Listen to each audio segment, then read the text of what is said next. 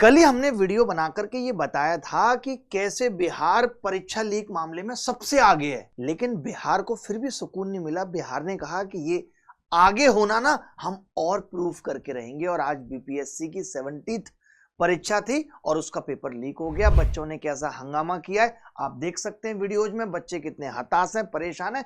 कितने लोगों ने तो बहिष्कार कर दिया कि हम पेपर देंगे ही नहीं, जब उनकी आंखों के सामने नकल हो रही थी।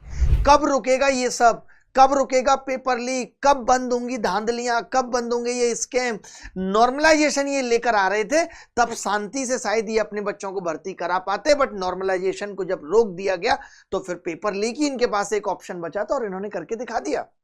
अब तो मैं ये इस बात की गारंटी दे सकता हूं कि हर पेपर से पहले मैं ये कह सकता हूं कि ये पेपर लीक है, बिना किसी संकोच के, क्योंकि उसका लीक होना तय है। सोचिए, जहां पिछले 5-10 दिनों से हम लोग इस पेपर लीक मामले पे ही इतना चिल्ला रहे हैं जोर जोर से सभी शिक्षक बच्चे, लेकिन इन कमीशंस के कान पे जूं तक नहीं रेंग रही और ये कह रहे हैं कि हम आपको गलत नहीं होने देंगे, हम आपको गलत साबित नहीं होने देंगे, हम आपके साथ खड़े हैं। कमीशन ने कितना अच्छा एग्जाम्पल हमें परोसा है कि हम आपके साथ हैं। आप कह रहे हो पेपर लीक है, हम करके दिखाएंगे इसको साकार।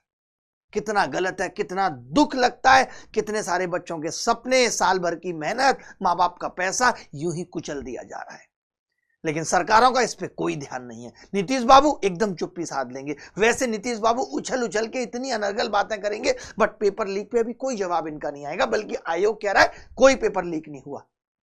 हर बार आप जब भी देखेंगे पेपर लीक का कोई मामला सामने आएगा, बच्चे चिल्लाएंगे, आयोग हो सरकारें हो, वो कहते हैं कोई पेपर लीक नहीं हुआ, क्योंकि इनको पता होता है इन्होंने लीक कराया होता है, ये लोग इन्वॉल्व होते हैं इस लीक में।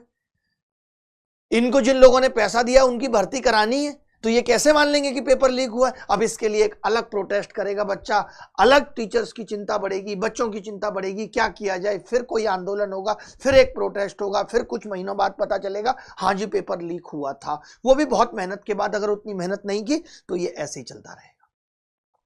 मैं पूछना चाहता हूं देश की सरकारों से, राज्य की सरकारों से, कि कब रोकोगे ये पेपर लीक?